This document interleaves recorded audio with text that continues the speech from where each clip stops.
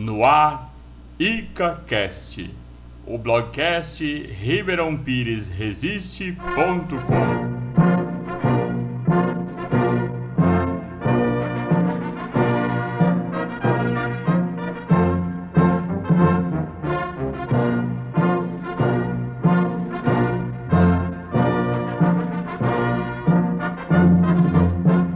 Informando, comentando, agindo. Nesta semana em que comemoramos a paixão de nosso Senhor Jesus Cristo, o ICAcast traz a história do Santo Sudário, a mortalha que envolveu o corpo de nosso Senhor Jesus Cristo em sua sepultura. Satanás, que tudo fizera para aniquilar nosso Senhor durante sua vida aqui na terra, não poderia ficar indiferente a tão preciosa relíquia, prova de sua paixão, morte na cruz, e, sobretudo, testemunha de sua gloriosa ressurreição.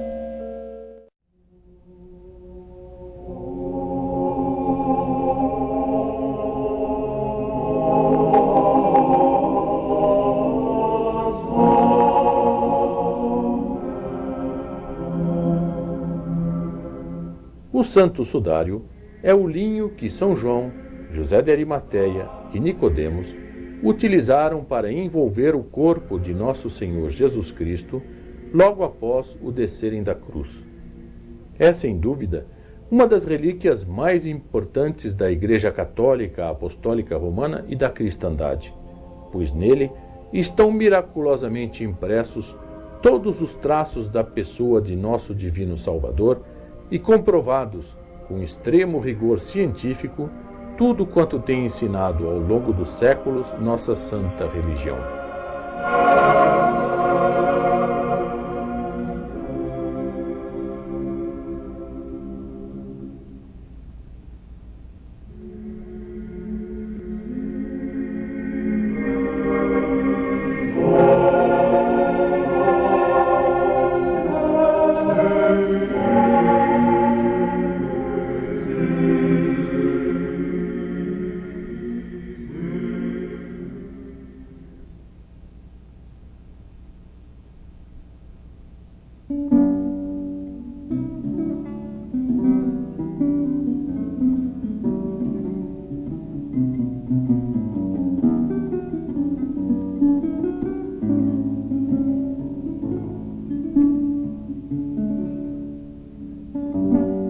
Mede ele 4 metros e 33 centímetros de comprimento por 1 metro e 10 centímetros de largura.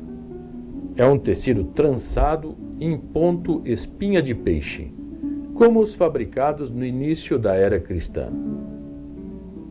Atualmente, o Santo Sudário é conservado na Catedral da cidade de Turim, no norte da Itália.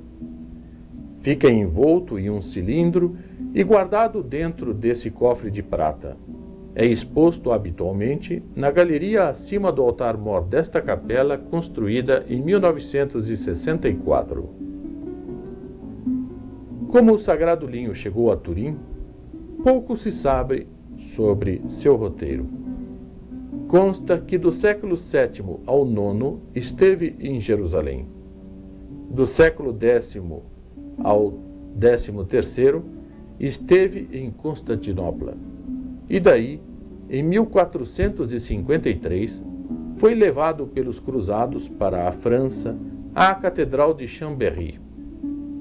No ano de 1532, houve um incêndio na igreja e o Santo Sudário esteve a ponto de ser inteiramente destruído. Na ocasião, uma gota de prata fundida caiu sobre o tecido, provocando buracos em diferentes lugares. As paredes incandescentes do cofre carbonizaram 2 linhas paralelas que marcam o lençol de ponta a ponta. Em 1578, o duque Emanuel Philibert, ao saber que o arcebispo de Milão, São Carlos Borromeu, havia tomado a decisão de empreender uma longa viagem para poder venerar a sagrada relíquia, A fim de evitar-lhe o deslocamento demais fatigante, ordenou que a Sagrada Mortalha fosse transferida para Turim, onde permanece até nossos dias.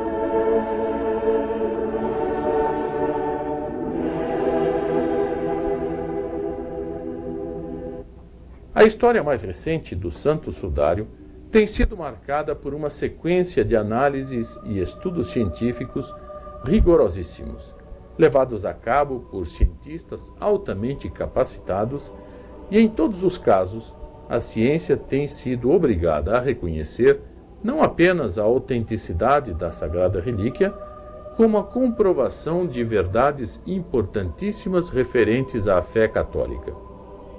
Este fato tem sido de enorme valia para a Santa Igreja Católica Apostólica Romana, pois constitui uma prova irrefutável de que ela é a única igreja que teve sua origem diretamente com nosso Senhor Jesus Cristo, fato que a caracteriza como a única igreja verdadeira do único Deus verdadeiro. Talvez isto explique a ocorrência de fatos que têm colocado em sério risco o Santo Sudário. O último ocorreu em 1997. Às 23 horas e 25 minutos do dia 11 de abril, um incêndio criminoso ou não, irrompeu na Capela Guardini, contígua à Catedral de Turim. Mais uma vez, o Santo Sudário teria sido inteiramente destruído, se não fosse o heroísmo e a fé do bombeiro Mário Trematore, que adentrou destemidamente no meio das chamas para resgatar a sagrada relíquia. Senti algo dentro de mim, qualquer coisa superior me guiava, declarou ele.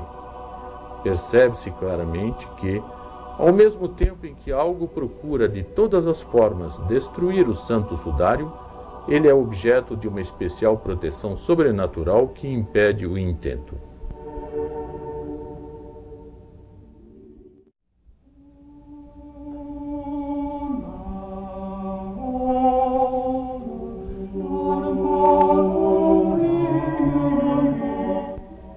Para se compreender a importância e o alcance do que segue, é necessário explicar o que são positivo e negativo fotográficos. Quando algo é fotografado, opera-se na imagem uma dupla inversão. Aquilo que no objeto está à direita passa para a esquerda no negativo. O que é claro no positivo aparece escuro no negativo. O que aconteceu com o Santo Sudário quando fotografado? Por ocasião do casamento do príncipe herdeiro do trono da Itália, o futuro rei Emanuel III, em 1898, o Santo Sudário foi fotografado pela primeira vez. O advogado Secondo Pia dele tirou 2 chapas e foi revelá-las pessoalmente em seu laboratório. Qual não foi sua surpresa quando, ao revelar o filme, apareceu no negativo o majestoso semblante de Nosso Senhor em positivo.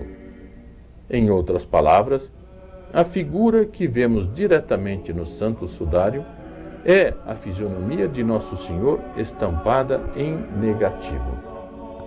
Este fato foi tão espetacular que, além de aumentar em todo o mundo a devoção ao Santo Sudário, fez com que cientistas e médicos começassem a se interessar pelo misterioso tecido.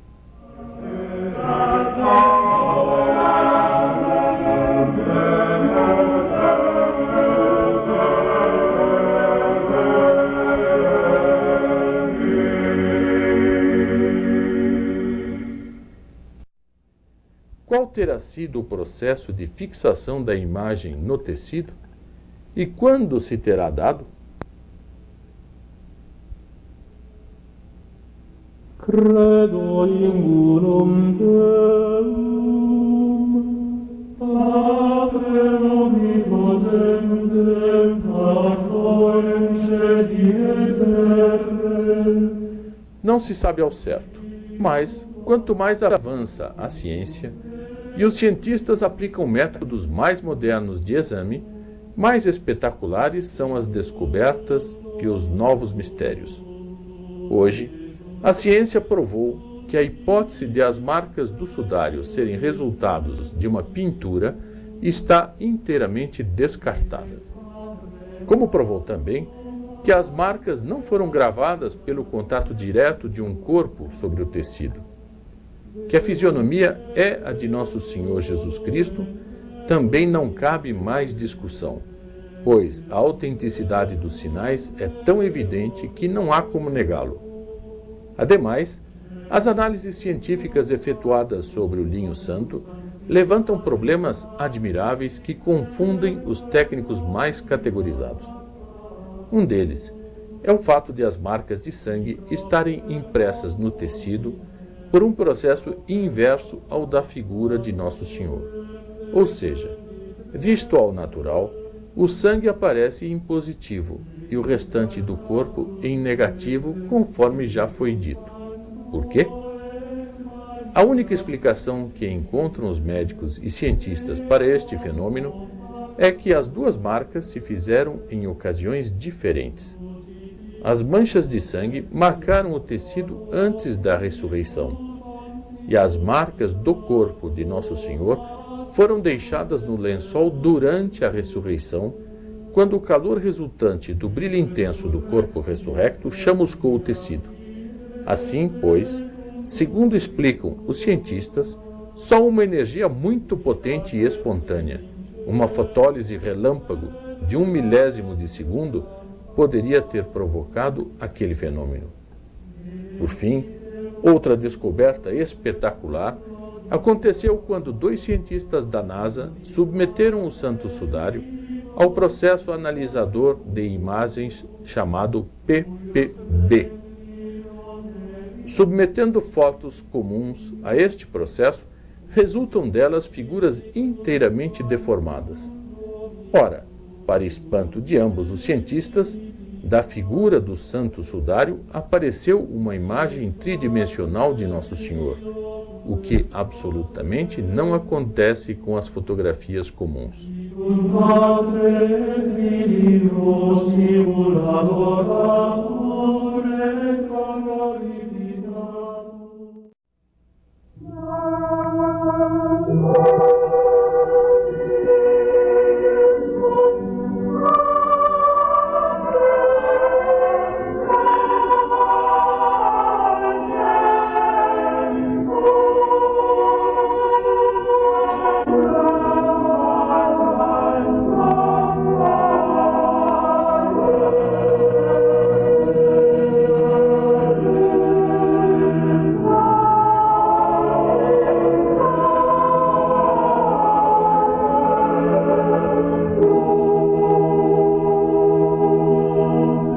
Apresentaremos a seguir outro aspecto impressionante dessa demonstração: uma confrontação da descrição das marcas do Santo Sudário com a narração dos Santos Evangelhos.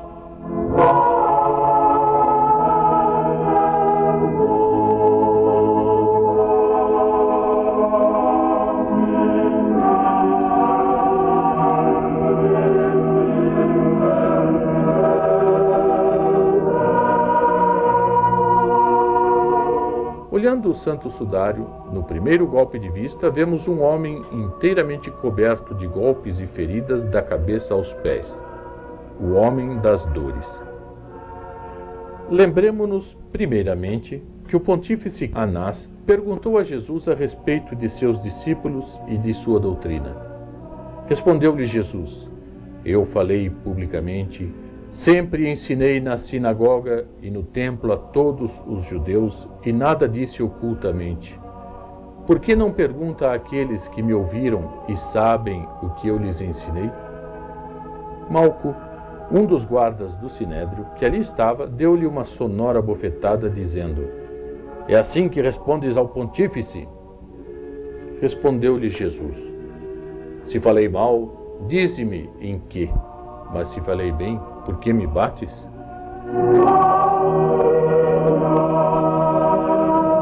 Podemos ver claramente as marcas desta bofetada à esquerda do negativo.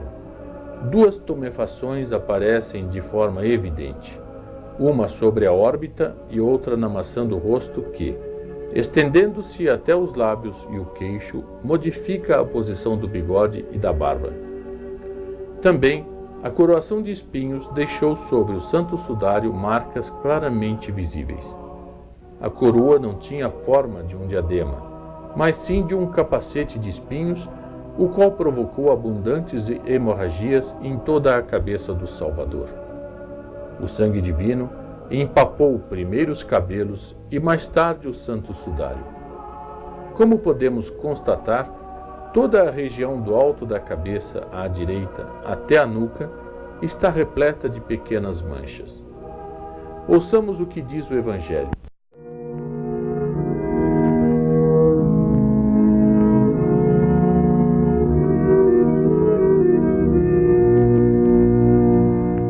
Então os soldados do governador, conduzindo Jesus ao pretório, juntaram em volta dele toda a coorte, despindo-o, lançaram sobre ele um manto carmesim.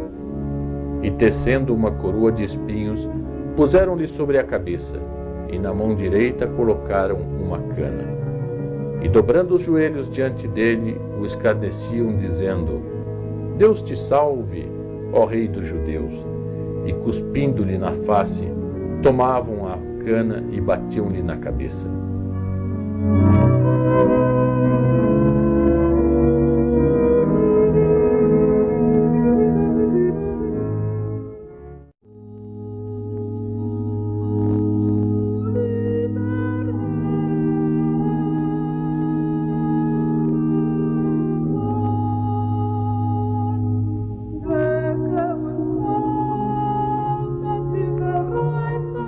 A fronte também apresenta traços da coroação de espinhos. Aqui vemos um filete de sangue característico em forma de 3 ao inverso, devido à coagulação do sangue nas rugas da testa. Outros filetes de sangue descem ao longo dos cabelos soltos, à direita e à esquerda, quase até o nível do queixo. No precioso tecido, eles se identificam pela sua cor rosada. Foi assim que um pintor, baseando-se no santo sudário, reconstituiu a face de Nosso Senhor.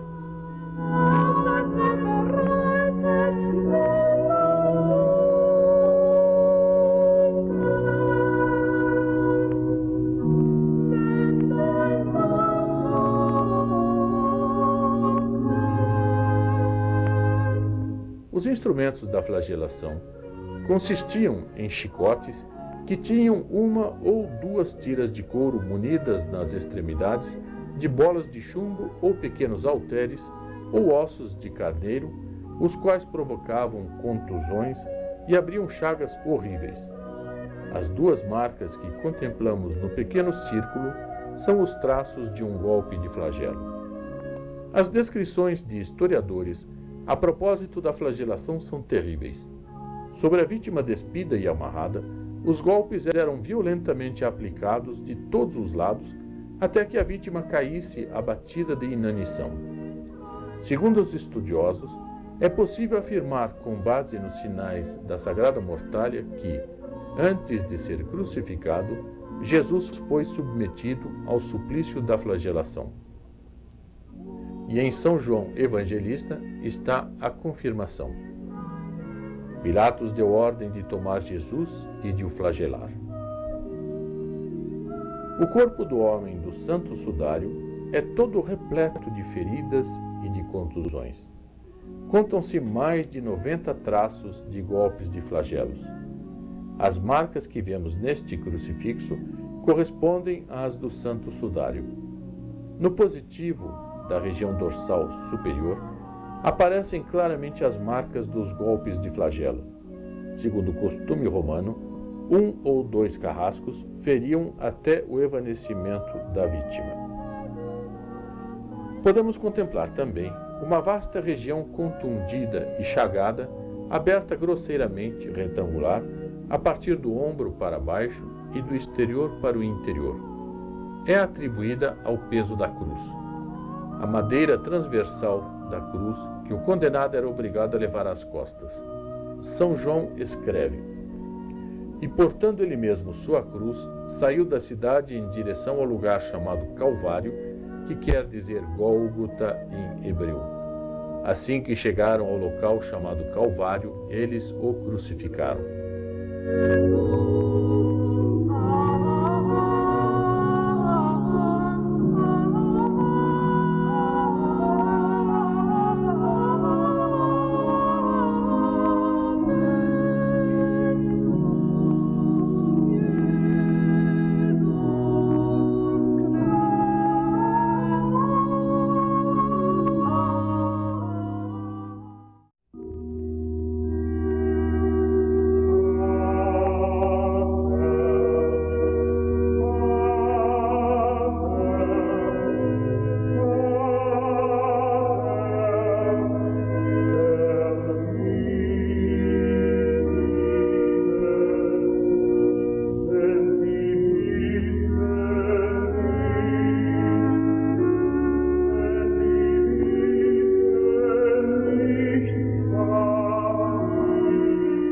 No Santo Sudário, os braços estão cruzados e a mão esquerda cobre parcialmente a direita, impedindo que esta seja vista. A chaga aberta pelos cravos está no pulso, entre os ossos do carpo, e não na palma da mão, fato que tornaria impossível a sustentação do peso do corpo na cruz. O local do pulso onde foi metido o cravo passou por estudos e experiências. É o que se chama espaço de Destotti. É um lugar onde o cravo atravessa facilmente, ferindo brutalmente, entre outros, o nervo sensitivo e o nervo motor chamado tenar. Quando estes nervos são atingidos, a reação do organismo faz contrair o polegar, provocando espasmos atrozes, fato, aliás, não visível no santo linho. Reparemos que sobre cada um dos 2 braços, os filetes de sangue não são perpendiculares aos mesmos. O antebraço direito é percorrido por filetes de sangue que ora interrompem, ora retomam a posição longitudinal. O antebraço esquerdo, pelo contrário, apresenta 2 percursos distintos.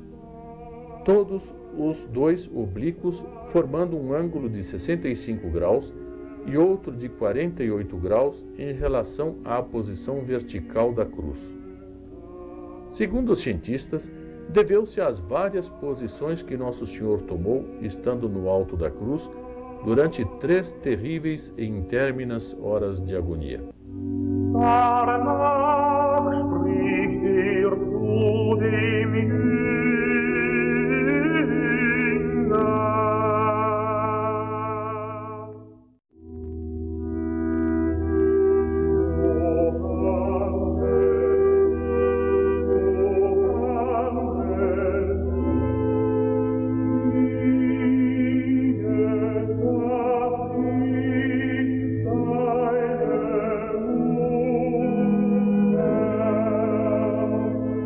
As marcas nas plantas dos pés são particularmente claras na face dorsal, pelo fato do lençol ter aderido inteiramente a elas. O pé mais claramente reproduzido é o direito, o qual deixa ver 2 filetes de sangue distintos, um em direção à ponta do pé, formado enquanto Nosso Senhor estava pendente da cruz, outro em direção ao calcanhar, que ocorreu enquanto o cadáver estava deitado horizontalmente no túmulo. O ponto mais escuro da planta do pé indica o lugar onde o cravo foi pregado. O ponto de penetração do cravo é marcado por uma pequena cruz. As experiências feitas em cadáveres mostram que não é difícil superpor os pés e os fixar com um só cravo. Tendo chegado a hora sexta, ou seja, o meio-dia, hora em que Jesus foi crucificado, as trevas começaram a se estender sobre toda a terra até a hora nua, 3 da tarde. E a hora nua, Jesus exclamou em alta voz: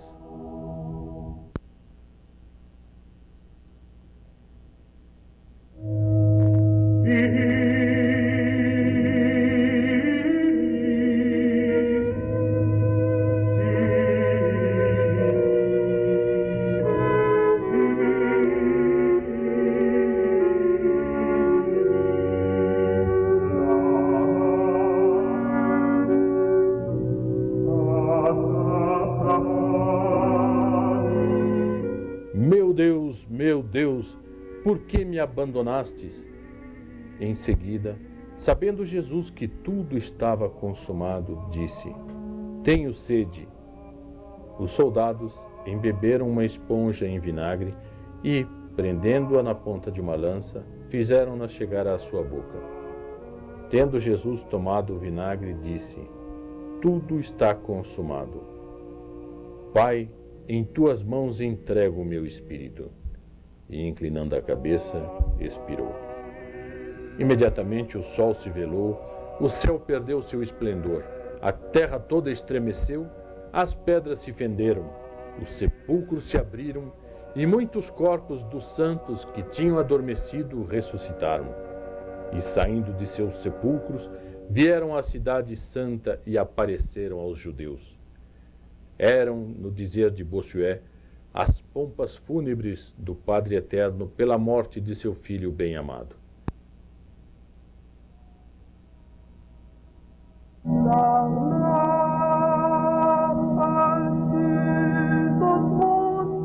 Mais tarde, chegando até Jesus, os soldados o encontraram já morto, e por isto não lhe quebraram as pernas. Mas um dos soldados lhe abriu o lado com a lança, e logo correu sangue e água. A chaga produzida pela lança aparece à direita sobre a parte anterior do tórax, entre a quinta e a sexta costela, com a mesma nitidez que as outras chagas das mãos e dos pés. Ela tem uma forma oval de 4,5 cm por 1,5 cm. A lâmina penetrou cerca de 10 centímetros em direção à esquerda e para o alto, atingindo o coração.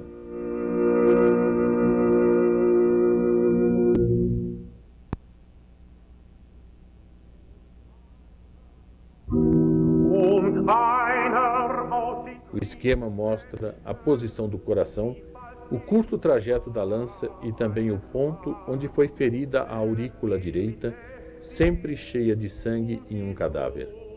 O sangue estava misturado com abundante soro devido ao aumento do líquido cardíaco causado pela agonia na cruz.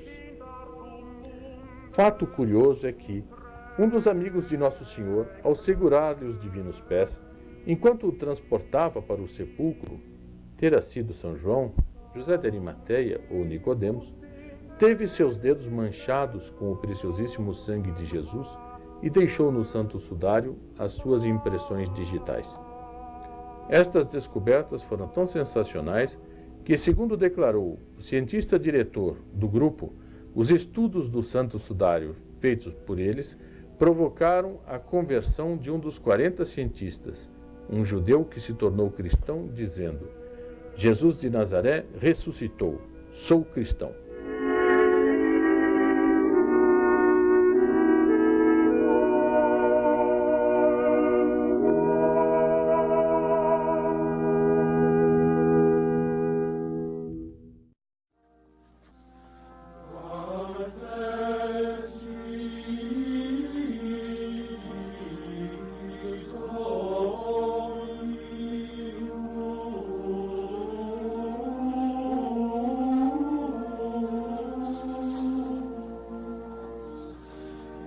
Deixemos agora de lado toda a preocupação de ordem técnica e científica a fim de contemplar esta face adorável.